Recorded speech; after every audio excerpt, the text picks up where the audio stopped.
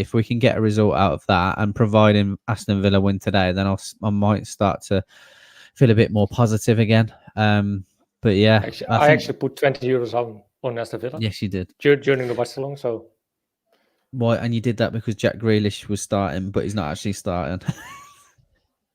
Yeah, that was basically the reason. But I hope he will get on at least halftime. Absolutely.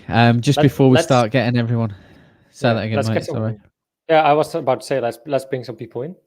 Just before we do that, we've obviously got the legendary sponsor of Spider VPN, but we also got our sponsorship with Manscaped.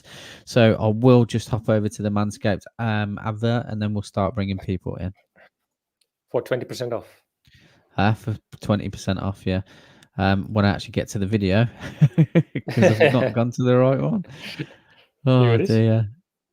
Where is he? Flowers are blooming, the grass is grooming, and it's time to chop those weeds. Thanks to our sponsor at Manscaped, you can trim your holes safely and efficiently. I'm talking about ball trimmers. Manscaped, the global leaders in men's below-the-waist grooming. They've got an exclusive offer for our audience.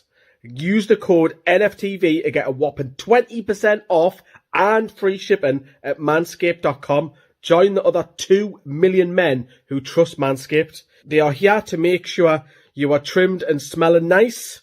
After all, it's time to do the spring cleaning. Spring has sprung and Manscaped are here with the best tools to get you ready. Yes, please. I remember when I used to shave, not use an electronic razor. I used to use the cheap ones, and not anymore. This bad boy is absolutely sensational. Not only you can trim down there, you can trim your face, which I am due to do that. Your chest hair, your leg hair, whatever you want to. It is absolutely sensational. Manscaped are the global leaders in men's below-the-waist grooming and have forever changed the grooming game with their amazing products. They are here to help you with your waist holes too.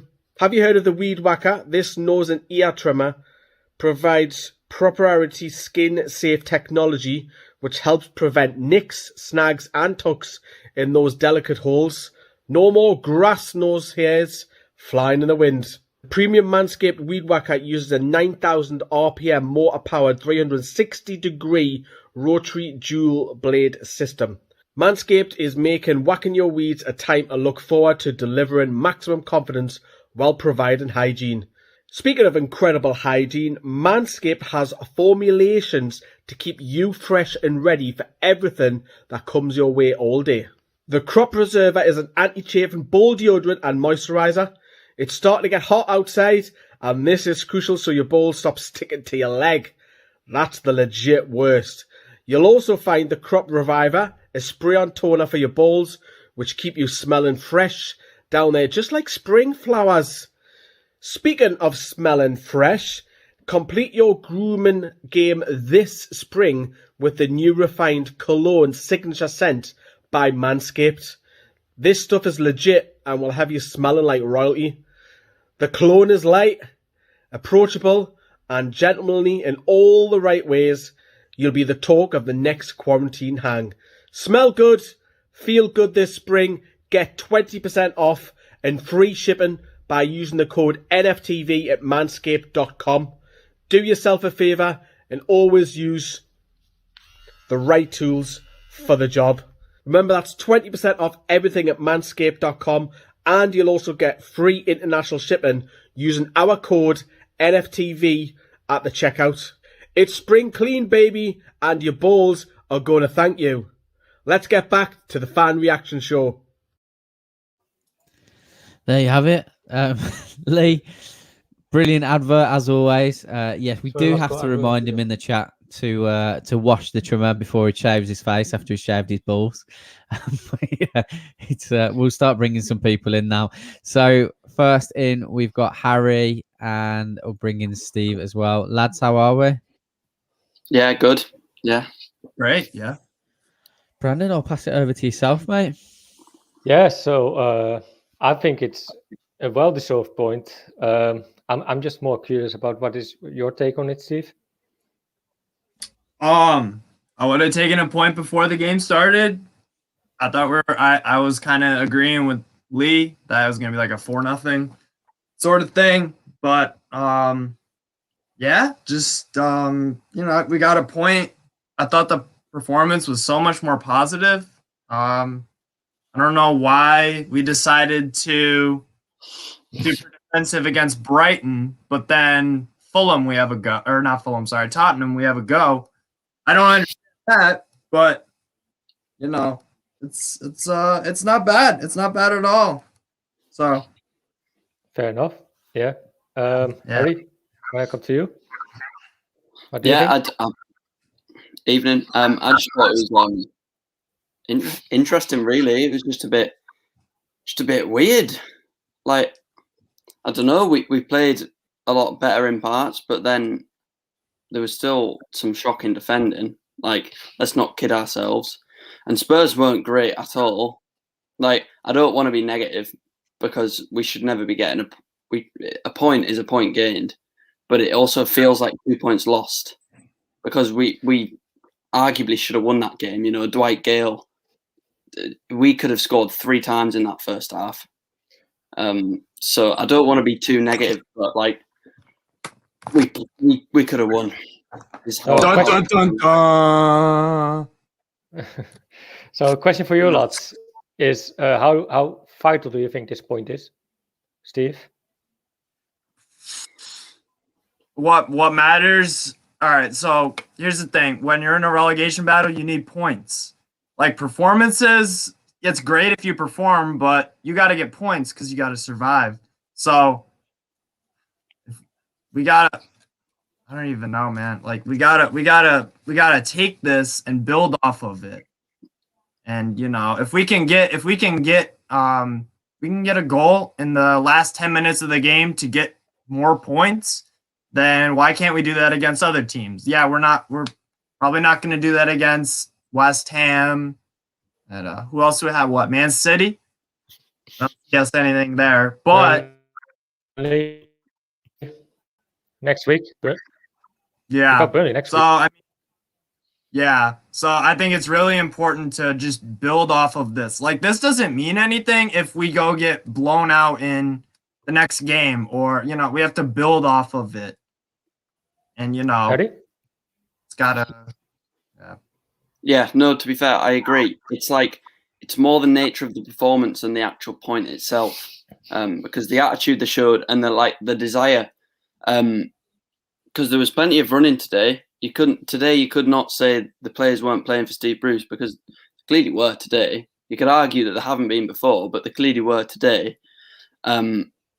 It's just, they've got to build on it because you can't play like that and then lose to Burnley because it's back to square one. Momentum. Yeah, well, exactly. Yeah. But it's too late. I feel like it's just too late. So with us conceding these 2 goals, was it just the quality of Tottenham, or was it just our defense that lacked? Both. The first goal I would say is our weakness is perfectly defined. Everyone switches off, and Dummett was left on his own to mark their 2 strikers, and then the second goal, to be fair, their second goal was phenomenal. That pass from Ndombele, superb. Harry Kane with a bullet too. Yeah, can't do much about that. He's one of the best strikers in the world. Behind Lewandowski, but yeah, he's incredible. But Fair enough. Karl? Yeah, like I said, it was one of those where I wasn't surprised that if we could get a result out of it, because we do get a result against Spurs the majority of the time, to be fair, regardless of whether we deserve it or not. Like, we definitely deserved it today. But yeah, I just saw a comment there. What do you think about Richie coming back into the side? You think he brought more heart to the performance today? Absolutely. I think Richie was one of the best players today, and I'm quite surprised that he wasn't brought in after his disagreement with Bruce, because he's one of the best characters in the team, other than obviously the captain. he has that leadership. He's that voice that shouts and says, like, "What the fuck are you doing?" He's one of the leaders of the dressing room. So I'm really surprised he wasn't playing before today, but I'm glad that he did play today. Absolutely. Steve, what about yourself, mate? In terms of who do you think was the best player for Newcastle today? It's gonna sound weird, but this is one of the only games this year where you can make an argument for anyone else but the goalie. Or no, sorry, you know what I mean. The goalie wasn't the obvious number one man of the match performance in a loss. No, we got a draw against a pretty good team, a team above us. Yeah. In terms of quality and all that stuff. So, you can make Dubravka. He made some very good saves. Willick, he came on and he was part of the reason why we have the point anyways. Richie. I would probably say Richie. Okay. Honestly. Both of you, honestly, what do you think of let's take out of contention how he's been for the last 2 seasons. What did you make of Joe Linton's performance today? I thought he played well. It's hard to say it, isn't it? It's difficult to say. Yeah, because when he actually scored, he was for one of the very few times he was in the right place. And he didn't have a bad game. It's similar to his performances against the likes of Villa and West Brom in recent weeks. Everything but the final ball, was good, and he actually got a goal as well. So I genuinely, hand on my heart, can say I thought he played really well today. Yeah, I did as well. What about yourself, Steve? Yeah, no, he got a goal again. Part of the reason why we have the point, he got a goal. He was looking lively, and again, it's the same thing with the team. You can look on an individual level. Let's build off of this. Mm-hmm. Joe Linton seems like a confidence player. He's gotta be feeling himself pretty much. So I want him to be confident, obviously. So performances like that doesn't hurt, and he gets a goal. So I don't have a problem with saying it is kind of weird saying that Joe Linton was good, because the majority he hasn't been. And to be fair, he can't choose his price tag. No, you're right. Actually decided to spend 40 million on him. Yeah. That doesn't mean you're getting a 40, but just a last question to wrap it all up, and then we go to other guests. Man of the match for you, Steve?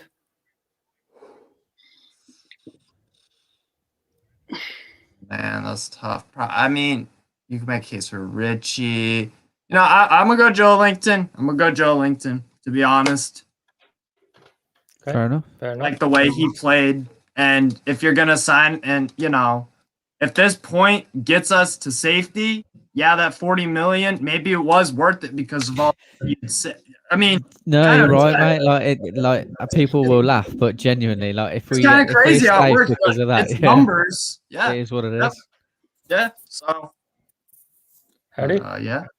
I was going to say Richie, to be fair, but just thinking about it, Joe Linton actually played a big part in both goals. Obviously, scored the first, and probably what goes underrated, he kept that ball alive for the second, where it was a dead cross, it was going out, and he heads it back in, and we score. So, Joe Linton for me, I reckon. Yeah, I think Harry added on to my argument. Yeah, because I don't have that kind of memory. But yeah, that's a good point. He kept that alive.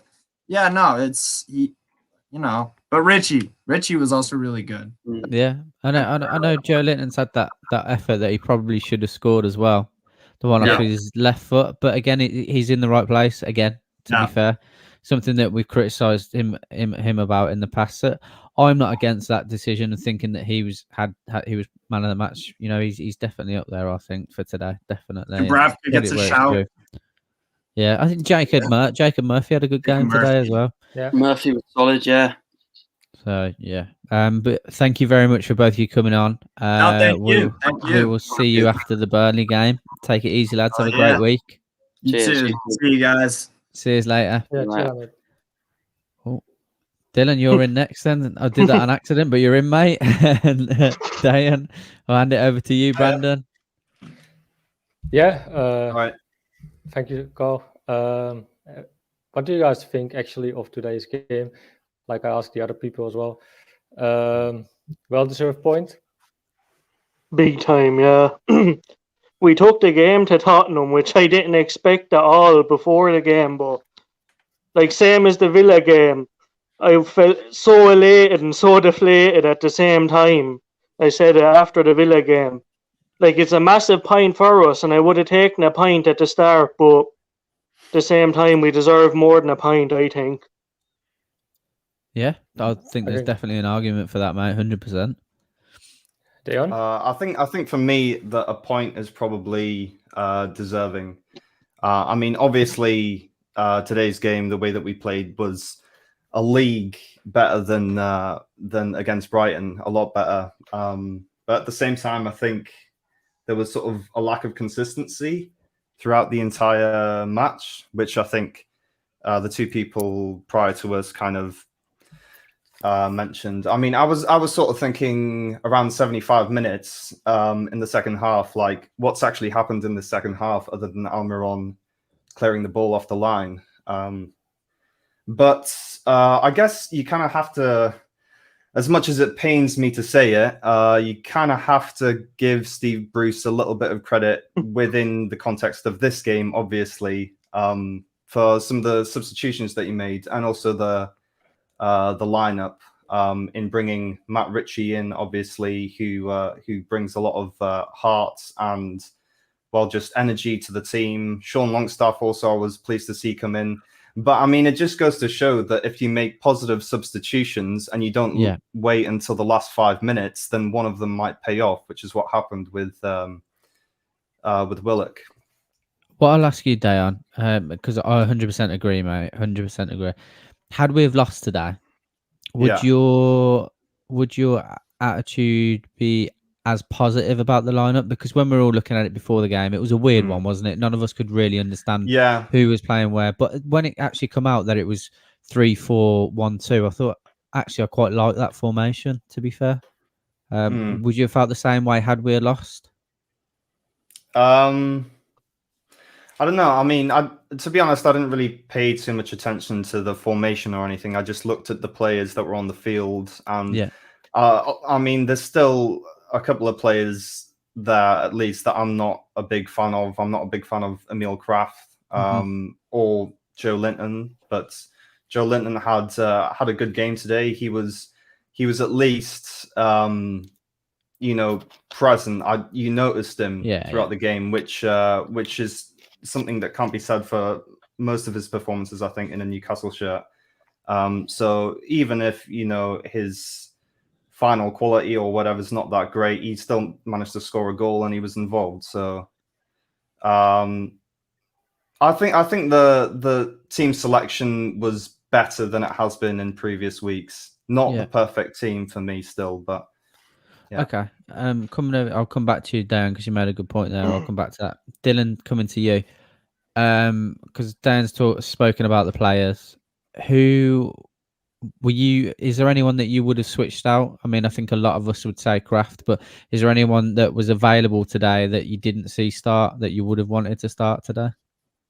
It's a hard one because I wasn't happy with the starting 11, but at the same time, that's kind of what we're limited to at the moment. But Shelby, I loved him over the years and that, but I don't know if it's that his heart isn't in it anymore or what it is with him, but he has to get out of the team in some capacity. I would have started Willock because he came on and looked so bright coming off the bench, and obviously got a goal. And Shelby, all he really does is stand and pass. He's so immobile, so static. I don't think he's kind of the way forward. So I'm not sure if it's a lack of effort from Shelby or if it's just that he hasn't got the legs anymore. I didn't actually think he was that bad today. I thought he did a bit of covering for Emil Kraft and a couple of points. I think it's easy to say that Jonjo was pretty invisible today, apart from that one cross he brought in to Gil, but almost got us 1-0 up. So I think, like, for me, I was going to ask, like, I don't know if it's not having the legs, and the only reason I say that because he's not got to that point yet where like he's 29, 30. Do you know how old is he? Is he 27, 28? Yeah, but it's different for different players. Like, it depends on how I would agree. You are. I don't think Jonjo Shelvey is the most disciplined footballer somehow in terms of how he looks after himself. That could be a fair point. Yeah, that could be a fair shout. To be fair, do you think? Because for me, I think he's changed so much since Rafa drilled the disciplinary issues out of him, which in a sense is a good thing. But I feel like it took a lot away from his game. He's not that. Sometimes you need that bit of nasty streak in you, and he's just not that person anymore. He doesn't go into tackles anymore. Or when he does, it's kind of one that the player is getting closer to him rather than getting away from him. Yeah, but Shelvey has so much ability. Like, I used to lobby for him to get into the England squad a few years back, but same, mate. Now I won't even have him in the Ireland squad, like, and that's desperate enough. But don't tell me you'd start Jeff Hendrick over him. Oh, don't start. I mean, I always say the same thing about Jonjo Shelvey, which is that he's a talented footballer. He's a good footballer, but I think this season he just doesn't play quickly enough. I think in order to be successful in this league, you have to play faster. And he's just holding up the ball too much. He's too much of a luxury player, isn't he? I agree with you. And I mean, if you make that argument about his legs in terms of the way football's played now, 100% agree. 100% agree. He's not. He doesn't fit the mold for what a Premier League box-to-box midfielder is like. If that's the position he's playing, like, he's not the man that you want. Definitely. I do think so. If you put a Jonjo Shelvey in an Arsenal squad or the Chelsea squad, he looks so much more better. Yeah, but that's because he'd have better players around him doing the dog work for him. No, he wouldn't get into a better side, one of those top sides, because all the players in those top sides are athletes. Like, I think these days, regardless of how good you are technically, if you haven't got the athleticism, then you don't make it into the top teams. No, I agree. I think Brandon just saying hypothetically, if he was in one of those sides, he'd definitely look better because he'd be afforded the luxury to play his game. Do you know what I mean? Because he'd have the likes of Kante running ragged for him. He can just stand there. We can't afford players like that. We can't because we don't have the work rate in that midfield. Absolutely. By the way, for everyone's information, Jonjo is actually 29. So we were right. Fair enough.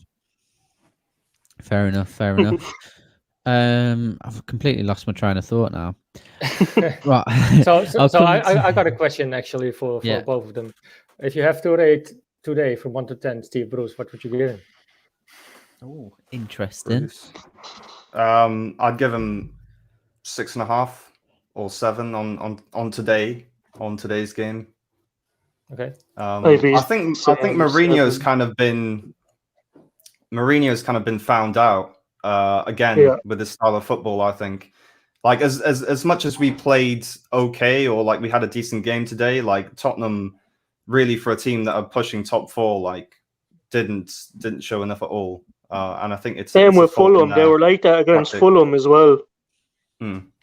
Fulham played them off the pitch and they got a lucky win in that, but Mourinho has been found out. They a lot of people dubbed it El Jurassico with Bruce and Mourinho, and that's befitting because they're both past, like, football's pretty much gone past the two of them by now.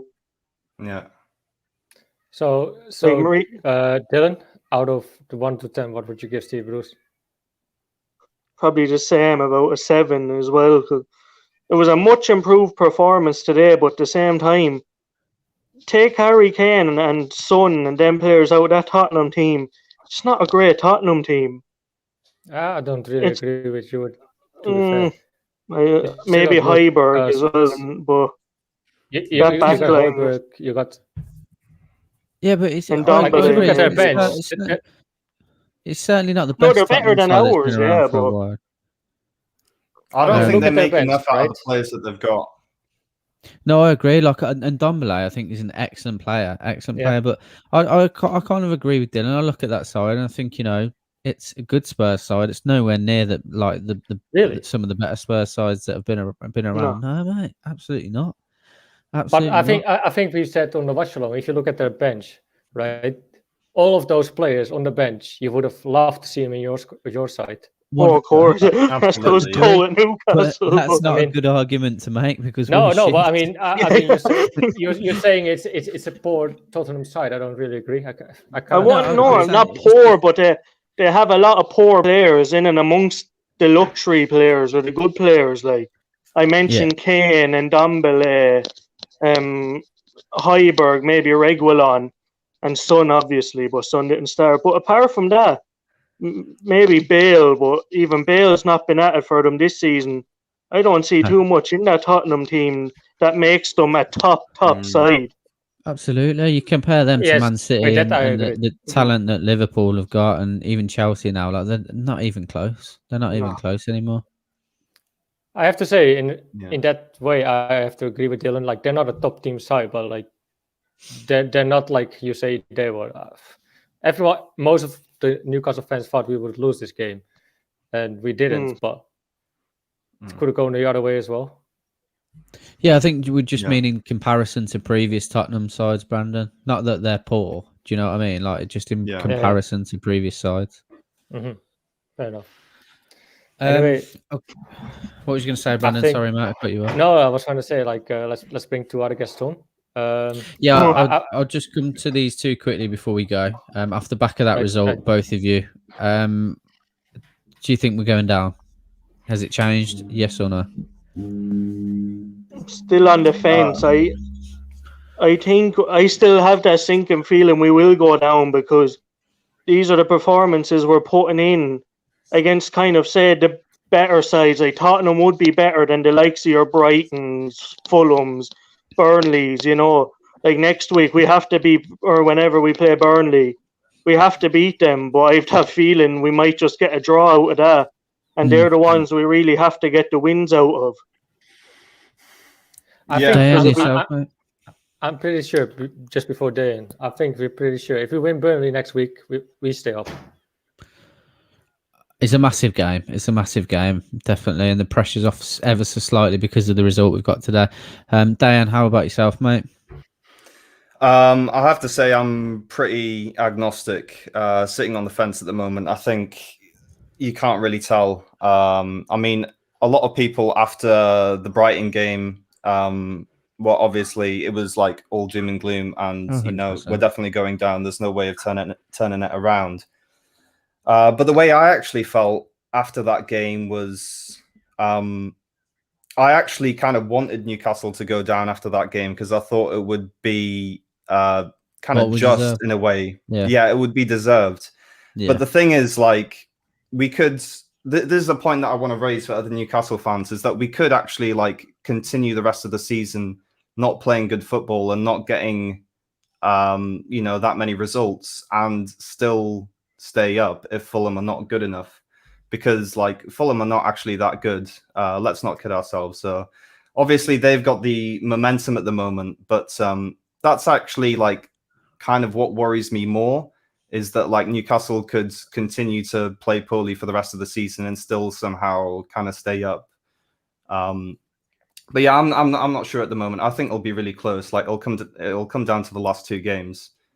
Fair enough. Is my opinion. No, absolutely just opinion, mate.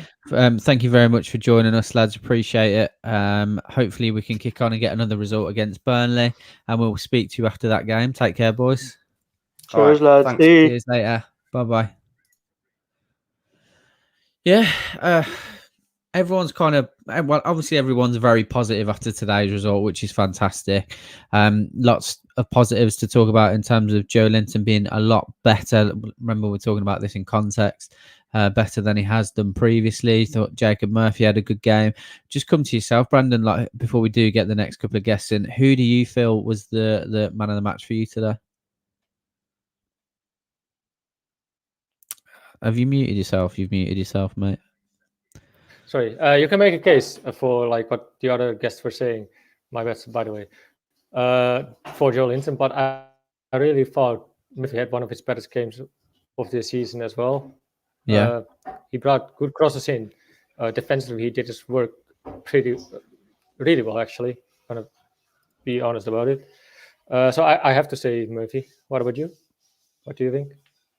I don't know, mate. No one was like massively stand out for me. I just thought it was a decent performance against a subpar Spurs side. You can see that there's a bit of they're quite similar to us in that there's a bit of unrest in the camp. I think probably not enjoying the way they're playing football. That filters down to the players. There's frustration, that sort of thing.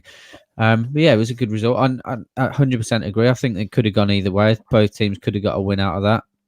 We've come out with a point. Fantastic. But yeah, I thought Joe Linton had a good game again. Yeah. So your man of the match is Joe Linton?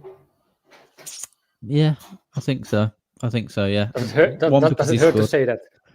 No, because you know me, I like for a few weeks I've been advocating saying that I think he's been getting better, like in context, and I think that we need to keep him in the side, because we've got so little depth that I don't know who else could play that. Because especially with obviously Almiron, Wilson, and Maximin being injured, so I wasn't mad that he was starting. I know a lot of fans were, but I haven't been mad that he's been starting because realistically, who else are you going to play there? Do you know what I mean? Like he's done okay on the right hand side, but you know he played with two strikers today, and again he's had an okay game against Spurs. Because let's face it, the reason why we bought Andy Carroll is to keep the ball up in front and to head in goals. But what he did, what Carroll used to do for us, is holding the ball up in front. I think that was more important in the game than actually a lot of the people realizes. Yeah. I mean, obviously, positives are that we've got Villa playing against Fulham today as well. This is obviously in the background at the moment. Grealish isn't started I've not paid too much attention to it. So if people in the chat want to let me know how that's going on, we've got Villa on the ball at the moment, playing out from the back. But other than that, I don't really know how it's gone. But we'll bring the next two guests in, and it's going to be Jack and Connor. Actually, we've got Jack and Connor. Good afternoon. Afternoon. How are we? I'm all right. Well, I'm all right. Hi. What did you say yourself, Connor? I missed that, mate. Fairly satisfied, I'd say. Yeah. Fairly satisfied. Same, mate. Same. Brandon, I'll hand it over to you for the initial questions. Sure, mate. I'm just going to keep an eye on the Villa game, lads. Anyway, so Connor, my question for you is what's your general feeling of the game? Did we deserve more? I think so. I think we played probably the best we've played in a long time, months at least. There seemed to be a bit of spirit about the team. There seemed to be a bit of fight, even though we go in front and then, it's two absolutely calamitous mistakes that gift Spurs back into the game, because I didn't think at that point, particularly after we've scored, Spurs did not deserve to be leading at half time. They didn't. And it was because we handed them that impetus, straight from the kickoff, they go and score. You can't, that's criminal in the Premier League to do. But, we did respond well. We came out in the second half. I feared for us in the second half initially. I thought, will the heads drop? Will the confidence be gone now? And, Spurs just going to take this. But we were all over Spurs in the second half. And that's what we wanted to see. If we'd lost, I'd have been disappointed, but happy at the level of performance that we put in. And I think at the very least a point was deserved. We could have won, especially when you look at Joe Linton's chance. And even Dwight Gale should have scored in the first half. The last two guys you're on were talking about John Joe Shelvey. That was a terrific ball into the box to Dwight Gale. In all fairness to Shelvey, that was... Yeah, it was the first one. Sorry, mate, and Gale should have scored. But, yeah, as I say, it's a good performance. It feels nice to be able to say it, doesn't it? Like I said, we had 35 seconds of absolute joy. I was over the moon, and then they didn't deserve those two goals. not at all. Not at all. It was really, really frustrating. I think Lee said, because the graphic come up, I don't remember the last time it was, but we had 60% of possession. He felt, well, we actually deserved it as well. It's not like, Spurs have been overly bad. I just thought we'd played relatively good, decent football. And also the attempts we had as well. We had way more attempts than Tottenham had. Own goal and just shots in general. Coming to you, Jack, what's your opinion of the game? I mean, we should have won because obviously Dwight Gale, he should have scored, but I had us down to win 2-1. But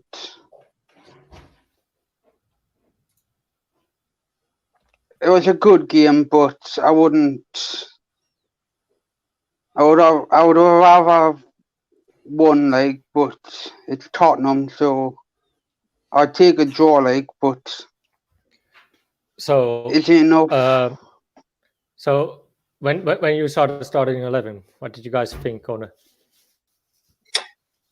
I was happy. I thought the formation, for once, it looked like it was going to be some positive tactics. It looked like, I liked some of the changes that were made, because I think there had to be changes for the Brighton game. I liked seeing Matt Ritchie back in, because he actually he looked like a guy who was just ready to get his opportunity and take it, and he did show good bits of energy. He's balling for the the equaliser. It's a great ball, and Joe Linton, I think, does really well keeping it alive and getting it back across the goal for Miggy, and then finally Willock, obviously, to get the goal. So I was happy with that, and I think But did you think we would play 5 at the back or 4 when you scored at player sheet when you saw it? I think 4 because Tottenham are a team that, and it's funny because obviously a lot before the game you were thinking, probably going to get beat. I wasn't quite as pessimistic as Lee. I didn't think it before now, because we seem to forget that Jose Mourinho's only ever won at St James's once with all the clubs he's been with, and he's been with Chelsea, Manchester United, and now Spurs. 3 teams who should be coming to St James's Park and beating us.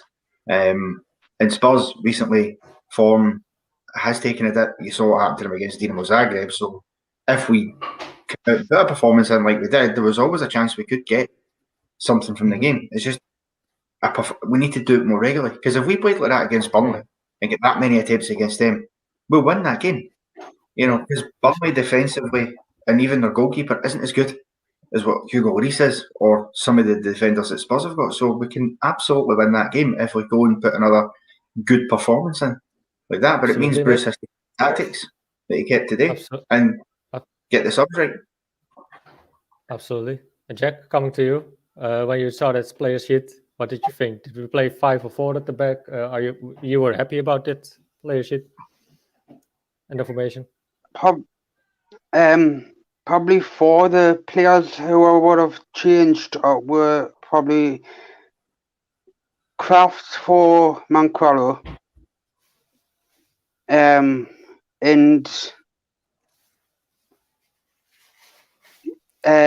Sean Longstaff for Matty Longstaff. I agree. And then the others were fine, yeah. But yeah. And Carl, what did you think? What did you think of the starting 11? Like I said previously, Matt, once we kind of figured out that it was a 3-4-1-2, I wasn't entirely against it at all. I can't remember off the top of my head seeing that formation being played this season, so I was open to it. Obviously, I'm not a big fan of Kraft, never have been.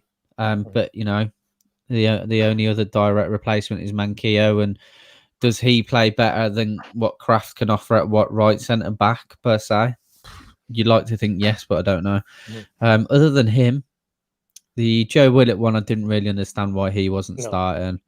But other than that, I wasn't, with what was available, it's not much different to what I expected. The only one that really pissed me off is the Fraser bit thing being dropped, but I'm not sure. People said that maybe he had to quarantine. I don't know if anyone knows anything about that. No, Um, I think it's not sure. Yeah. We'll probably find out later. Sorry, did you say something then, Connor? Yeah, no, I think it was obviously because of the national duty, obviously with Scotland, and I think there maybe been a couple of cases in one of the teams who played. I can't remember which one though. So a couple of the players who were maybe in closer contact had to quarantine. But that's as far as I know. To be fair, it's funny because I don't think we missed Ryan Fraser today. Funnily, I felt, I didn't really. You wouldn't have noticed he wasn't on the park because the other players were digging in. I thought Miggy was brilliant. I mean, he was everywhere. He was clearing balls off the line and at our half, and he was getting involved down the other side, and I like it. And I think, although Joe Winton played well, I actually thought Miggy would probably be my man of the match. Just with the work ethic that he put in. It's good to see. So against Burnley, Connor and Jack, would you like to see us the same formation? Maybe change a little bit there, here and there, but formation-wise? I would. I'd like to see the same sort of formation. I'd maybe like to see saint-maximin starting, maybe Willock. Obviously, hopefully, they were saying there's a chance that maybe Wilson could be back at least on the bench for the Burnley game, which would be important because I think the best chance we've got of staying up is to have saint-maximin, Miggy, and Callum Wilson all fit and able to play the last run of games. Let's not forget about Hayden as well. Yeah, Hayden as well. But I think it depends as well. Bruce has to go with that formation in the positivity, but he also has to, make the subs at the right time again. Because today, for the first time, he made the right subs at the right time of the game, and it paid off. Because saint-maximin was brilliant when he came on, and Joe Willock gets the goal. And it shows if you give the players enough time that you're bringing on, they can change it. So I just hope he doesn't think, well, it's Burnley, there's a smaller club again, we don't have to do that. We'll play some more Bruce Ball negative tactics because that's what's cost us against teams like Brighton. I think I would roughly stay with the same squad, maybe make a couple of changes though, but the formation definitely I would stick with. Yeah. Jack, for you, real quick, before we switch over to our next guest, would you change the formation against Burnley, or would you stick with this one? What was the formation again? It's kind of like a 3-4-1-2. 3-4-1-2. I would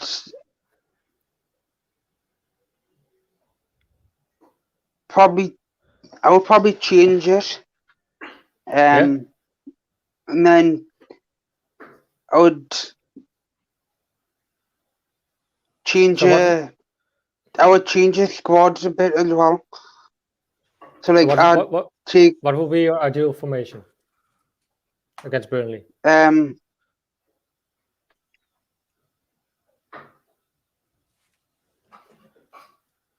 Probably 4-4-2. Yeah, 4-4-2. Yeah.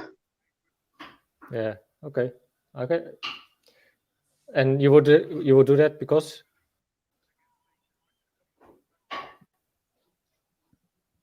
I mean,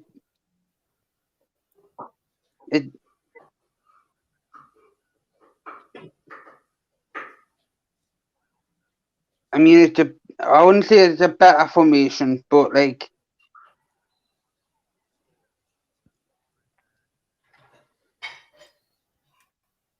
I would like to see a different, like, style, if you know what I mean.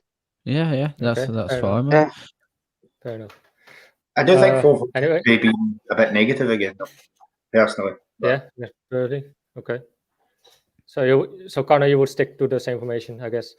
Yeah, I think it's a more positive formation. I think 4-4-2, allows Bruce to introduce more defensive style because realistically, if we play a 4-4-2, it's more likely to be sort of a kind of, I don't know, almost a 5-3-2 in the end because there's always going to be that holding midfielder that's going to spend most of his time in defence, which is usually Shelby or whatever, and that isn't where his strengths lie. So I think it would be more positive to stick with kind of 3-4-1-2 kind of formation. Right. Fair enough, mate. Anyway, Connor, Jack, thank you so much for being on. Let's hope on a good result next week. And I think we should bring on our next guest, Carl. Do you think? Yeah, absolutely. Thank you very much for your time, guys. Enjoy your week, and we'll see you next week. See you after, guys. Take care, lads. Bye. Thanks for coming on. Yeah, so up next we got Toon Down Under.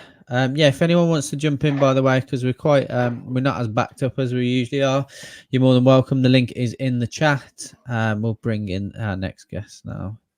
To be fair, if Connor's still in the background and Connor wants to come back in, he can, because it's entirely up to him. If you want to come back in, Connor, let me know in the private chat, mate, and I'll get you back in. Toon Down Under have been waiting for a long time. There he is. Just How are we, mate? You okay? Hey, boys. How you going? Good, thanks. Yourself? Yeah, good, mate. Good. First time on the chat, so love what you boys do. Watch us a fair bit.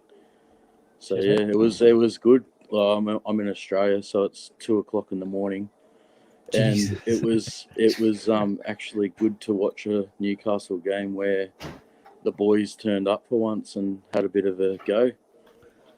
Yeah, definitely, mate. It's like I said, I was so happy that we scored because we haven't been able to celebrate a goal, and one that we were like, I thought we looked like we deserved as well. And then 30 seconds later, it's all doom and gloom again. But yeah, like, absolutely buzzing that we've been able to come out and get a point.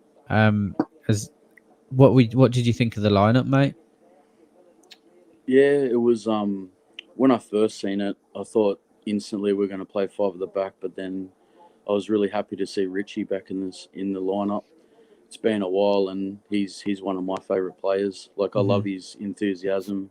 I love it when he scores a goal, runs up to the post, to the corner flag, and gives it a bit of a kick. And you could instantly see straight away when he was on the field that he was just really playing for the shirt, and it's something that we've missed for the last couple of weeks.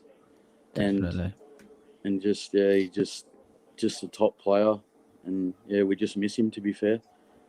100%, mate. Just out of interest, mate, like, how did you get into supporting Newcastle?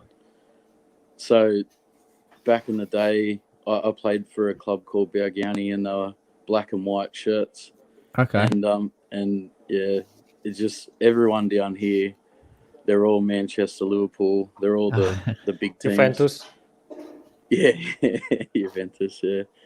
But yeah, no, just didn't really watch them till probably around when we beat Sunderland 5-1. That was when I started really following it. And I just loved Andy Carroll and Kevin Nolan with the chicken dance and just things like that. It was just like, these boys are the ones. I got to go over to Wellington to watch them play. Okay. Yeah, so yeah, it was good because I've been watching them for years, and the last couple of seasons, as you boys know, like, it's just been shit, really. Yeah. It hasn't been the best, but tonight was a good step forward. Like, obviously, wish we got the 3 points, but at the end of the day, I'm happy that we got a point. So how vital you think this point will be with this game in hand? Yeah, it is vital. Like, I've been watching the Villa and Fulham game, and yeah, I'm just a bit worried still. Yeah, same, mate. I'm just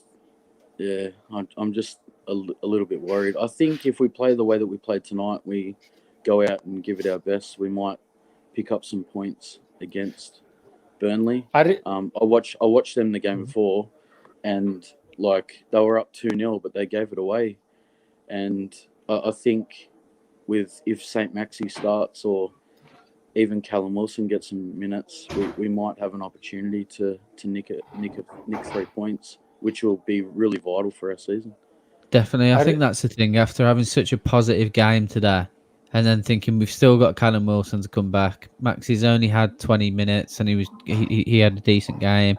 Miggy was obviously brilliant again today.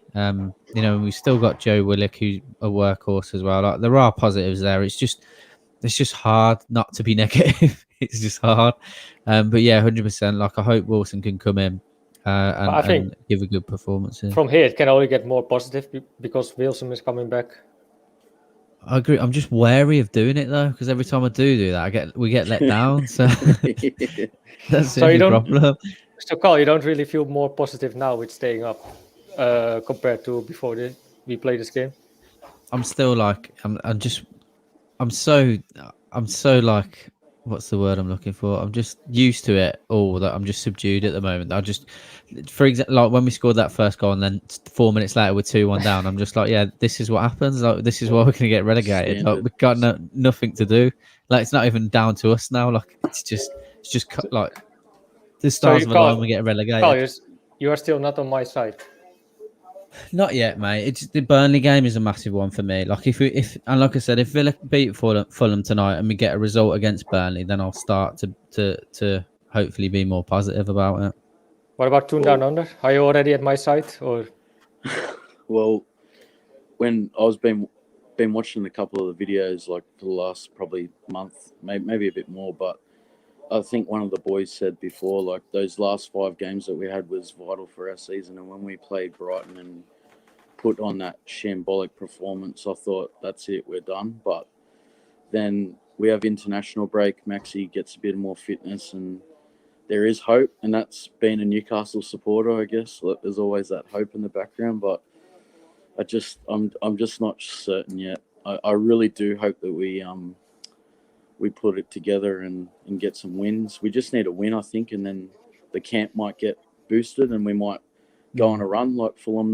Not as good as Fulham, but if we get that win, I think the talk of the town, obviously in Newcastle, everyone talks about football, but I think it'll channel back to the camp and we'll get some positive performances out of that. So sorry, mate. What's your name? Paul. Paul? Yeah. If you have to rate Steve Bruce on today's performance, what would you give him 1 out of 10? Just really curious.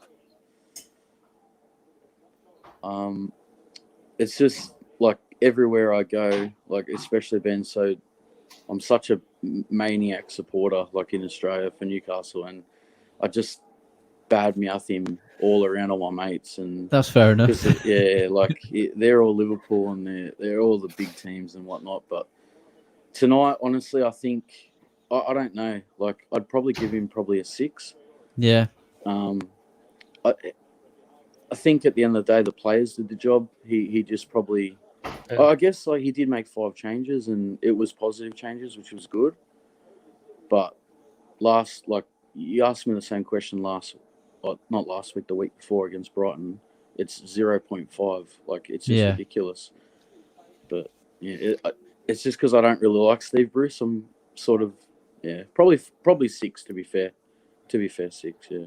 Yeah, you struggle to find anyone that likes him, I think, that's a Newcastle fan now, mate. So, Paul, I got to meet John Carver, so it's he was a bit of a, I don't know, not the manager I really wanted to meet. I really wanted to meet Chrissy Hutton. He was a good manager, and it was unfair it was unfair. Like we got that mad win against Liverpool, and next minute he's sacked, and it's like, why? Like he did such a good job, and it was incredible. At the end of the day, it's just Mike Ashley, to be fair. Like, and the boys in the club, like they're the ones that make all the decisions at the end of the day. Well, are they? That's the question. Do you think Mike Ashley? I got a question for you boys. Do you think Mike Ashley is actually paying attention to the football club, or do you think he's just out of it? I personally don't, mate. I think there's people that we're probably not fully aware of that are having more involvement in the club, and I think he's badly advised. I think Lee Charnley thinks he can do a job and he can't. Like, I don't know if we had Alex Hurst on from the Trust the other day, and he said that he sat down with Lee Charnley, and Lee Charnley, we had the figures, and Newcastle had turned over the 8th amount in the Premier League, turned over something stupid like close to 200 million. And that their target was for us to finish 15th with all this disposable income, and then to turn around and say that we've got no money. Like it's just toxic, mate. So no, I don't think he has much input whatsoever. And we've spoken about it before. I don't think he really gets involved until we're kind of like in the relegation zone when he's got to panic about it. Do you know what I mean? But I also think if Mike Ashley really was involved in this club, he would have seen more games and see how bad we're struggling. If he would care about us, he would have done something, put money in the club or sell us. But I don't think he cares so much about it. He sees it more as an asset, probably. Yeah, it's 100% as an asset, and that's why he's got so much going on legally in the background that I don't think he pays attention to the forefront of the club. One thing I was going to ask you, completely unrelated. Whereabouts in Australia are you from, mate? I'm from south of Sydney, so Sydney. I'd just say Sydney for you boys because you probably know Sydney a bit better than where I'm from. But I'm about an hour south from Sydney. So I only ask because I'm just getting into the NRL. So just wondering who do you follow then? St. George Okay. Dragons, yeah, Illawarra Dragons. Yeah. I've been pushed I got a into follow-up supporting question for Paul as well. I've been pushed into supporting the Sharks, so I don't know. Oh yeah. Well, you guys beat us in the first round, so yeah, I'm getting into it, mate. To be honest, because Dragons are red and white. Yeah. So I was I was always Sunderland. thinking, nah, no chance. Like, I can't. But they're my local team, so I was like, oh, fuck, I hardly ever wear the red and white jersey, so I just hate Sunderland so bad. And when, to be fair, when the Sunderland Netflix documentary came out, I was just laughing the whole time, and I felt, to be honest, I felt sorry for him, like how the club went from what it did. Yeah, definitely. And to be like another comment, it'd be scary for a club like ours to go through that situation, to go into the championship and have Bruce at the helm and steer the ship just like down, hit the iceberg and go down to League One. Like it could happen. And I just don't think just by the we'll way, recover, Phil, I mate. got a penalty now. Phil, I got a penalty. Yeah, pen. Oh, have they? Oh, yeah. Sorry, Yeah. I just got a question for you as well, Paul. Is there someone in Australia, like in the league there, National League? Is there some Australian players where Newcastle maybe can scout, or like who would be a good fit for Newcastle first team? Well, do you remember Curtis? Oh, what was his name? Curtis. Was it Curtis? Curtis Jones, I think it was. And Stevie Taylor plays for Wellington. Yeah. So he's one of the Newcastle fan favourites. Did they score? Mm. No, it's still a penalty, I think. It's still. But so you wouldn't recommend any youngsters from Australia for Newcastle? Look, not for my club, mate. We want the best. It's a decent. It's an okay league. It's nothing like the Prem. So yeah, I could probably say no at the moment. Right, fair enough. He's still checking it. Yeah, it's clear pen. Oh, he's going to the site to check it. Yeah, I've just seen. I don't know if he's going to give this. Yeah, I think Watkins take a touch. I think he will.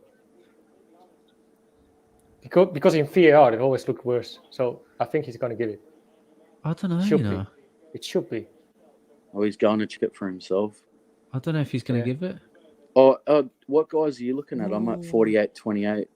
48-49 I am, mate. Okay. I'm already at 56. Well, fingers Yeah, he crossed. gave it. Yeah, good. Fingers crossed. He gave it. I could tell you, I'm ahead of you, lads. I'm at 49.07. He gave it.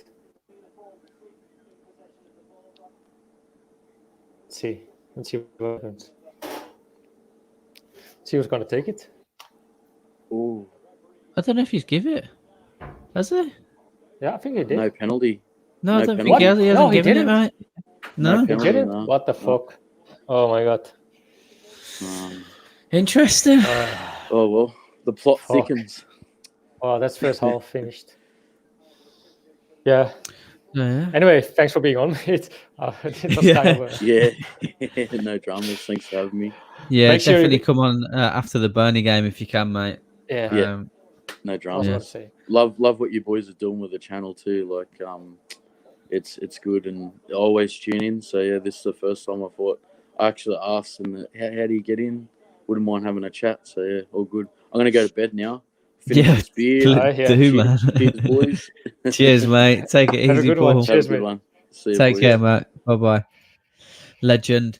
I guess we'll wrap it up a little bit earlier. Because it's half time in the Villa game. Thank you for everyone that's joined in.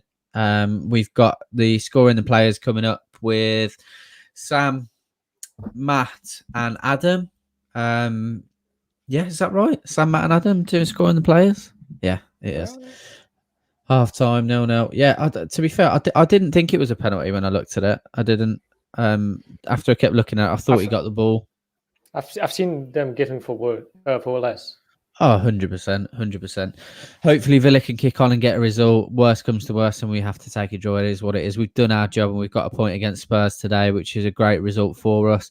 As always, thank you very much for joining me, Brandon. Make sure you smash that like button for us, lads, as well, and ladies, because it always helps the viewership on the video. As I said, scoring the players up next, and you got Lee with the last word till the death. If you want to follow myself and Brandon on Twitter, we are over on Twitter. Mine's Karl Hall NFTV, and yours, Brandon, is Brendan _ NFTV.